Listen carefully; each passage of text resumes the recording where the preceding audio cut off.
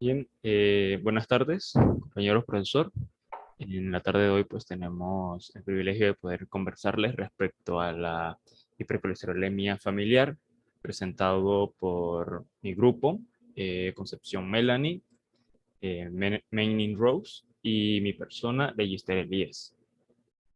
Para empezar, una breve introducción, pues para comprender a mayor profundidad este tema, tenemos eh, como tal que entender el colesterol.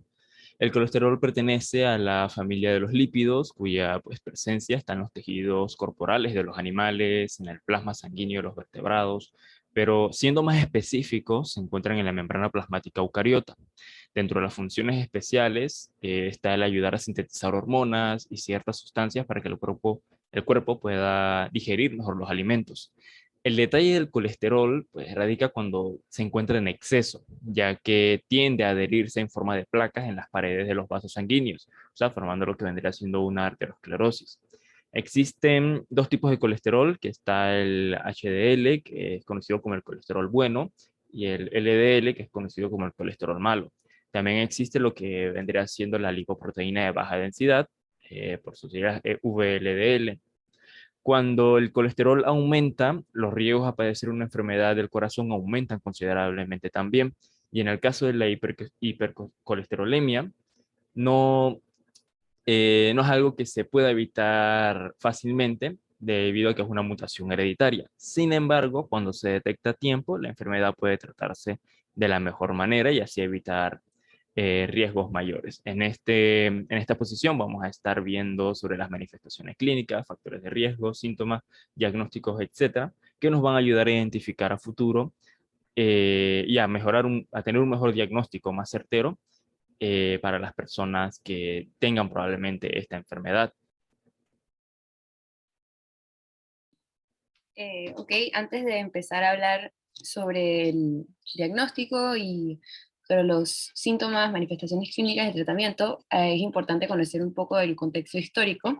Les estaré hablando de tres personas que fueron importantes en los hallazgos de esta enfermedad. Primero tenemos a Adolf Windaus, que fue un químico alemán que en 1910 descubrió el primer hallazgo y observó que el colesterol tiene una tendencia a formarse en placas ateroscleróticas. Luego tenemos al físico noruego Carl Müller, que en el año 1988 logró por primera vez la descripción de esta enfermedad de la misma hipercolesterolemia familiar y la definió como un trastorno hereditario cuyo aumento unido a sus niveles de colesterol sanguíneo, se asociaba con el riesgo de que aumentaba las probabilidades de sufrir un infarto a mediana edad. Eh, Luego, el físico de la Universidad de California, John Gorman, también distinguió en 1955 lo que estaba mencionando mi compañero anteriormente, las lipoproteínas LDL y HDL en el plasma sanguíneo. Más adelante, al analizar el plasma de un paciente que había padecido por infarto al miocardio, observaron que tenía los niveles altos de estas lipoproteínas, LDL, y bajos los niveles de HDL. Siguiente. Ok, ahora sí entrando en lo que son las manifestaciones clínicas, como hemos mencionado, esta es una enfermedad hereditaria y es donde el padre le pasa a sus hijos una probabilidad alta de que sus niveles de colesterol malo o LDL vayan a estar elevados. Entonces, los primeros signos pueden empezarse a ver a partir del nacimiento más o menos y poco tiempo después el paciente puede que presente problemas cardíacos bastante serios. Hay otras enfermedades que también se relacionan, como la hiperlipidemia combinada familiar y la hipertriglicidemia familiar, y además también la disbetalipoproteinemia familiar. Los síntomas de la enfermedad que estamos presentando hoy, la hipercolesterolemia familiar, no siempre suelen aparecer en los primeros años de vida, pero el exceso de colesterol suele acumularse en diferentes partes. Puede ser de la piel, puede ser alrededor del iris, en los ojos y en algunos tendones. En el caso de la piel, puede haber depósitos de colesterol en las manos, en las rodillas, en los codos, eh, y en los tendones puede haber alguna afectación como el engrosamiento del tendón de las manos o en el tendón de Aquiles. A nivel de los ojos, hay niveles elevados de colesterol que pueden causar un arco senil o gerontoxón, y se define, eso es como la opacidad corneal periférica, como se observa aquí en esta imagen, que es como una línea más clara alrededor. Otros síntomas de esta enfermedad pueden ser como calambres en las pantorrillas al caminar, signos de arteriopatía coronaria y dolor torácico desde muy temprana edad.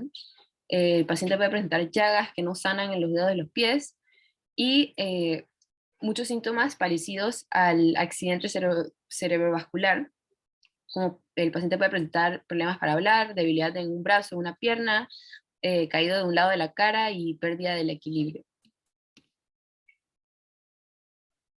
Bien, ahora en cuanto a los eventos moleculares, pues se conoce en la actualidad que el efecto de esta enfermedad es debido a la mutación del gen que codifica el receptor para las LDL, los cuales se encargan de eliminar el colesterol sanguíneo a nivel hepático.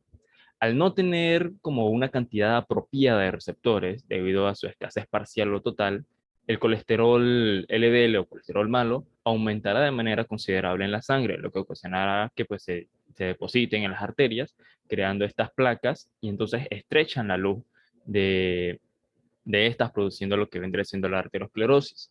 Esto es peligroso porque pues, aumenta las probabilidades de padecer un accidente cerebrovascular. Entonces, dependiendo del mecanismo de transmisión, se conocen dos variantes.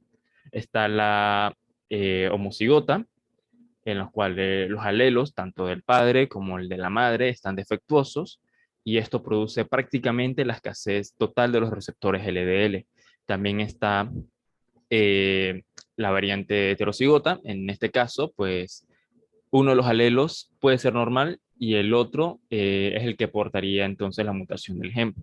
El paciente nace con una dotación del 50% de los receptores LDL normofuncionales y son mutaciones de alelo nulo o son mutaciones de alelos defectuosos. Las personas que padecen de hipercolesterolemia familiar tienen una probabilidad del 50% de que sus descendientes nazcan con la mutación genética y otro 50% de que nazcan normal, por lo cual se puede decir que la mitad de la familia aproximadamente va a heredar la enfermedad. Cuando uno evalúa a un hijo de un paciente con hipercolesterolemia familiar que permanece con niveles de colesterol normales, se puede creer que no ha heredado la mutación y por lo tanto no transmitirá esta enfermedad a sus hijos ni desarrollará la misma. Aquí podemos ver más o menos un pequeño diagrama de cómo sería la herencia genética en tal caso de los padres a los hijos. Y podemos ver que comienza un 50%, o sea, uno, puede ser que uno nazca con la enfermedad y otro que no, eh, y así sucesivamente. Entonces, ¿qué sucede? Que también se han visto en estudios que puede haber un 8% de probabilidad que una persona sea portadora de la mutación con niveles normales de colesterol, lo cual puede pasar por alto al principio por no presentar síntomas. Y aquí ya entraría lo que vendría siendo realizar un diagnóstico genético, una prueba genética. Ahora, los factores de riesgo, como se ha manifestado anteriormente, uno de los factores de riesgo más grande es cuando ambos padres tienen la alteración genética. Esto no suele ser muy frecuente, pero esto haría que exista un mayor porcentaje, decirlo en su totalidad, de que sus hijos salgan con esta condición. También se encuentran las altas probabilidades de padecer enfermedades cardiovasculares como arteriosclerosis, accidente cerebrovascular, infarto miocardio, etc. Esto eleva el porcentaje de morir a una temprana edad y si no se diagnostica a tiempo, el riesgo va a seguir aumentando. Un caso un poco curioso es que se ha detectado la hipercolesterolemia familiar prevaleciente en ciertas poblaciones, como en judíos asquianices, franco-canadienses y algunos grupos libaneses, se ha encontrado una alta tendencia a sufrir de estas enfermedades. Otro factor muy importante es lo que vendría siendo la edad y el sexo. Los hombres a partir de los 45 años y las mujeres a partir de los 55 son propensos a sufrir de enfermedades cardíacas y eh, sobre todo si ya tienen antecedentes familiares, el factor de riesgo aumenta o es mucho mayor.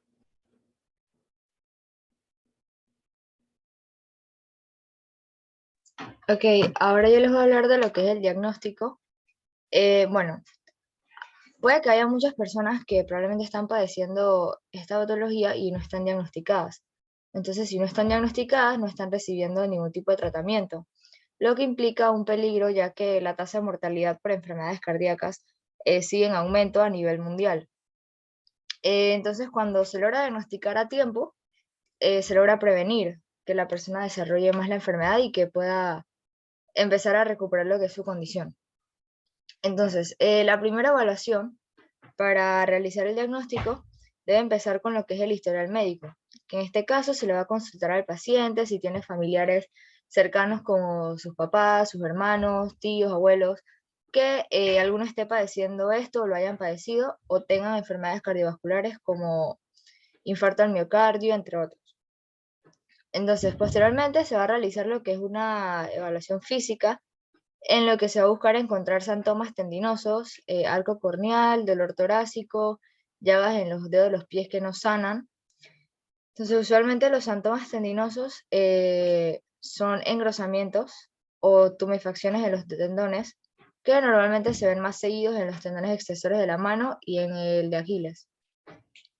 Entonces se debe sospechar hipercolesterolemia familiar cuando una persona presenta lo que es niveles de concentración plasmática de colesterol elevadas y que estén fuera del rango normal, acompañada también de triglicéridos normales. Entonces, en el caso de la hipercolesterolemia, de la homocigota, estas concentraciones de colesterol suelen ser extremadamente altas, desde el momento en que nacen superiores a 500 miligramos por decilitro y puede inclusive alcanzar los 1000 miligramos por decilitro. Entonces las sintomatologías físicas aparecen desde los 10 años, al igual que las enfermedades cardiovasculares como el infarto al miocardio. Entonces, para el caso de personas con sospechas de tener esta patología, las evaluaciones clínicas y de laboratorios pueden tener ciertas limitaciones al momento del diagnóstico, ya que, bueno, entonces, algunas de las limitaciones que puede tener son las complicaciones para diagnosticar precozmente a los familiares para conocer su tendencia elevada a niveles de LDL. También hay veces no se puede conseguir el historial completo familiar o que sea concreto, pues. También pueden haber casos de familiares que cumplen con los dos criterios clínicos, más no tienen la enfermedad. Y puede haber dificultad también para encontrar lo que es la diferencia entre la hipercolesterolemia familiar y otras hiperlipemias, cuando se evalúa solamente lo que es el nivel de LDL. Entonces, también hay diagnóstico genético, en el que se hace un análisis de ADN del gen receptor del LDL. Sí es más certero este método, pero como no siempre es recomendado. Entonces hay que aclarar que para lograr identificar esta enfermedad exclusiva de las demás hipercolesterolemias se deben descartar lo que son las causas secundarias, que como tenemos ahí, una dieta rica en grasa saturada y colesterol es una causa secundaria, la diabetes mellitus, la colestasis o la insuficiencia hepática, los fármacos como andrógenos, esteroides, los ácidos retinoicos, síndromes nefróticos, insuficiencia renal, hipotiroidismo y el consumo del alcohol son factores secundarios. Entonces, pasando a lo que es el tratamiento, algo con lo que se empieza a tratar al paciente que tiene esta enfermedad es recomendarle, lo primero es cambio en su estilo de vida, empezando con lo que es la dieta, o si no si hacía una persona con sobrepeso, recomendarle lo que son rutinas para bajar de peso, incluso se les puede recomendar con un nutricionista para que ayude al paciente en este caso. Entonces, la mayoría de pacientes con niveles altos de colesterol suelen estar lo que es medicados debido a que no a todos les funciona solamente cambiar el estilo de vida que llevan. Entonces, hay medicamentos que ayudan a reducir lo que es los niveles de colesterol en sangre y funciona de formas diferentes. Los más conocidos son, por ejemplo, las estatinas, que son los más recomendados ya que bloquean la sustancia que necesita el hígado para poder sintetizar el colesterol. Algunos ejemplos de estos son la simvastatina, la pravastatina, la atorvastatina, entre otros. Otros son los inhibidores de la PCSK9, que son unos medicamentos que también ayudan a absorber el colesterol LDL, pero en mayor cantidad. Entonces, las limitantes que deben ser inyectados en periodos de tiempos cortos y mayormente son inaccesibles para la mayoría de la población, ya que tienen un costo alto. Y otro es, por ejemplo, la Zetia o ezetimibe, que limita el colesterol absorbido en los alimentos ingeridos. Entonces, en caso de que las estatinas no reduzcan lo suficiente el colesterol, se receta Zetia para complementar. Entonces, ya cuando hablamos de casos más graves, se podría estar hablando también de un trasplante de hígado.